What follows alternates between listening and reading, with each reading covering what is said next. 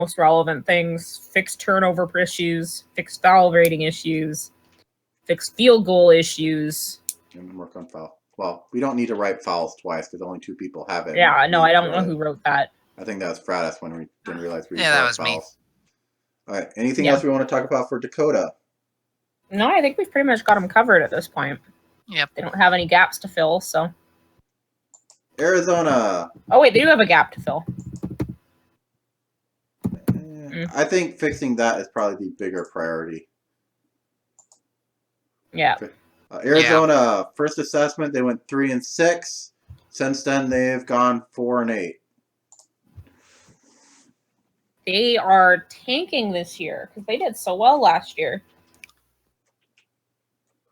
Lance Wildfire is in the red for that, as well as Paul Polachek. Lance. Oddly enough, Scott Polachek is in the green for it.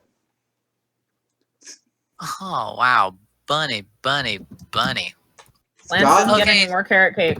He's not the worst, though, so that's okay. He still has a 14.3 PPR, so. Yeah, we can't. Oh, this is another team that needs to work on fouls. Yeah, but 24 turnover, that's not great. Yeah, that's another team that needs to work on fouls, too. Yeah, they're not doing too great either. What's their average?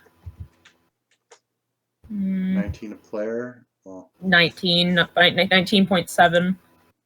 So just about 20. 296 total out of 20 games. So about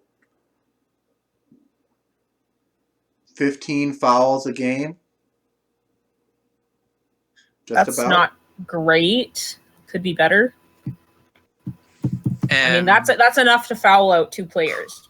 If you've got 2 really bad players, and it looks like they have a couple of pretty bad foul players. On their plus side, Morgan a lot more green on their shooting than Dakota. Yeah. Yes. A lot. A lot more green overall than Dakota. It feels like. Yep. Green like the cactus is. If I remember correctly, Arizona also ran into a lot of injury problems at the start, but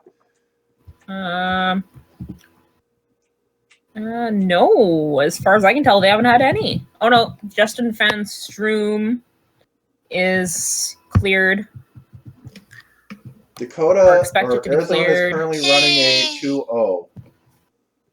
So they're running a offensive game. And Toby's 100% on his free throws. Yeah. I know we said the headwind was bad for his field goal percentage. Oh, shit, I should. And then we have Sherman downward. 0. Goose egg. Shit, it's too late for me to submit character player characteristic boost. Yeah, those were due last Saturday. Shit. I'll get you next time, Toby. Next time. 0 for 17. Sherman downward. 0 for 17. Wow. Where is he sitting on the bench right now? 6, 7. He is actually playing. Yeah, he's actually playing in bench 6 right now. An offensive rating of 23. Okay, my first thing I would say is put Sherman in deep reserves. He should be in deep reserves because... He's not. He's in bench 6. The fuck? There, I put that on their list. Wait.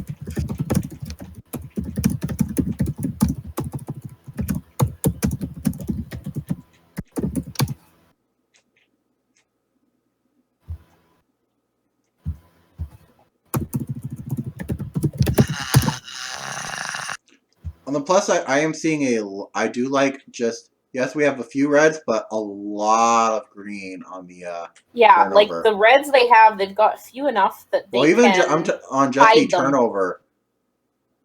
A lot of green on turnovers. Yeah. 9 players are green in turnovers. Yeah. And believe. No. So they've actually got enough, like... And space. Defensive rating is okay. It's not great, but it's okay. Yeah.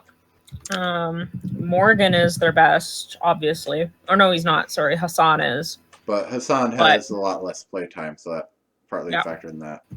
Well, Morgan has also got 18 double-doubles out of 20 games played. And a triple-double. And look at Morgan's defensive rebounding percentage. Wow. That's huge. If I remember correctly, he is actually the best rebounder in the league. Yeah, I don't even think Barnaby's got a rating like that. Nope. Barnaby's 36. When I was rattling off in the main chat, it's like the best rebounder for defensive rebounding percentage. I think, he is. Yeah, I think it was Morgan. Even his offensive rebound isn't bad. 9%, yeah. Good job, McGram. I guess that's how he got that triple dub. Right on. He also points, fouls. He made 51 blocks already. Really? 18 double-doubles. Holy crap. 51 blocks in the season. So that's probably how he got his triple dub right there. And that's probably why he has so many fouls, because he keeps going for those blocks. Yeah, and he's a big guy, so 17 assists as well. Right on. Good boy. 241 rebounds. His boyfriend will be very happy. Oh, he is. Always is. But even more happier now. Yep.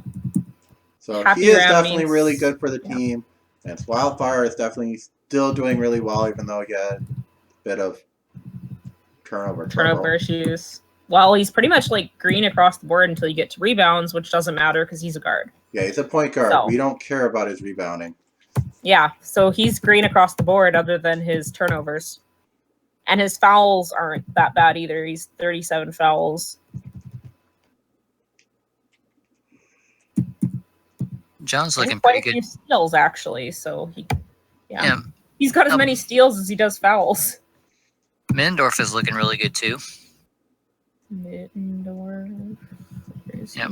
Top. Albert John Middendorf, top, yeah. Very top. Keep forgetting it's alphabetical by first name. Good he's job, not doing bad. No, these guys feel like they're not doing bad, but they're falling behind somewhere. I think it's mainly the bench that's the problem right now. How did you say they were playing a 1-to-1, Mig? I think or a one-on-one? They're currently running a 2-0. 2-0. Okay. I'll look to see what they probably not running. A horrible strategy for them. But I'm wondering if they might benefit more from going defensive rather than offensive. At the beginning of November, they were running 1-1. So they have changed from a 1-1. Looks like on the 9th, they changed to a 2-0. Okay. They need to change to defense if they're going to... That's my thought. I don't know. What do you think, Mig? I'm looking at these numbers and I'm kind of feeling maybe they might do better. Their defense is already pretty good. So actually, yeah, I might say try defense 0-2. Yeah, I think a defensive strategy might benefit them a lot more because their defense is pretty good already, and their offensive shooting is just not enough there that I think. But there's enough there that by switching to a defense, that might offset their lack of their points will go down a bit and still get them points. Yeah, their points will go down a bit because obviously your offensive is going down, but I think they might do a lot better with the defensive intensity, especially when they don't have tons of scorers. Yeah, I mean they've got a decent number of scorers. They're a lot better than Dakota, but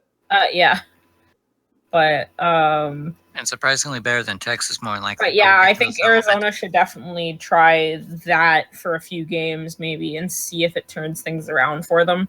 Yeah. Other than that, I don't really see a huge issue here. Well, I mean, they've got some weak players that need work, but I would say also for boosts, focus on the bench? Yes, please. for sure. Because you have Morgan McCarthy probably almost assuredly spent points on his personal. I could probably look Probably. it up, but I don't know. Alan didn't get any, and Alan is the same creator, so Lance Wildfire is the only player on the team that's sent personal boosts. That's okay. Not surprising. But he's the only one. So That's the not other good. 14 did not send any. So, but for the most part, yeah, Monty is pretty good on himself. Morgan McCarthy is pretty good where he's man. at. Okay, so whoever this FBA special, I'm assuming that's Steve's. Yeah, that's Stevie. Pointed out, count how many guards they have. Yeah. They've got 1, 2, 3, 4, 5, 6 pure guards. And 2 swings. And 3 another swings. 1, 2, 3, 4 swings. 4 swings? 4 swings. John Mittendorf, Paul Polachek, Guillermo Murillo, and Remy Belgique. Oh, right. I'm not looking up at the top. Okay. Yeah, 4 swings and 6 guards. So they definitely need to get rid of some guard talent. Some of it'll disappear at the end of the season. A lot of them are in the end of their contract. And the other thing is talking about is count your bigs. You have 3 bigs in the center. Yep. So they are a bit too guard heavy. Oh, They are way guard heavy. My thing is, but I mean, lagging. I don't know. They might be able to go to some teams and try to trade for a center. I mean, there are a couple of teams that are a little more center heavy that might have one to give up, or might have a big fur to give up or whatever in exchange for a guard. None that we've pointed out thus far that I can think of, but I believe I said the Pride needed a shooting guard, so maybe send one of those guys to. Actually, that's a bad idea because Knight manages Queens and he knows how they play, so that might cause conflicts of interest. It shouldn't. I used to trade between Hawaii and Winnipeg when I was coaching Winnipeg.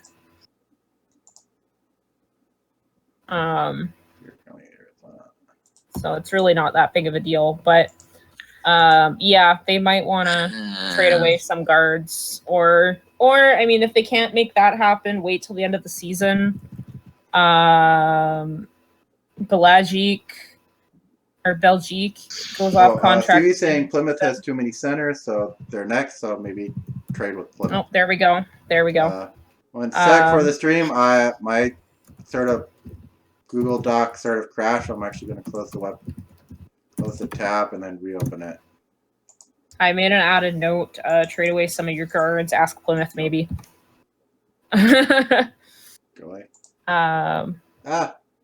So is Arizona done?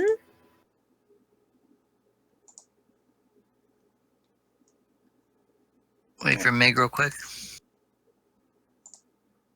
There we go. We good? Mm-hmm. Oh yeah, I'm back. All right. Okay.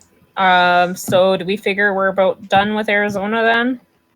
For the most part. And maybe we can actually, if we're doing Plymouth next, we might be able to bounce a little insight between those two teams. If one is guard heavy and one center heavy, it kind of works well that they're right back to back. Anyway, Plymouth first assessment went 1-8. Since then, have gone 6-6. And 6-6 isn't great, but compared to 1-8. Yeah, compared to where they started off at, that's a decent turnaround. So once they stopped killing their players, they started doing improving a lot better. Nina and Buckner have the top turnovers on the team, which isn't great. A lot of red. Oh boy. The only player with a lot of green is Rocky Carrickle. Probably why they started really doing well, because once Carrickle got off his injury and they stopped carrying their players, he's been I think he's been getting a lot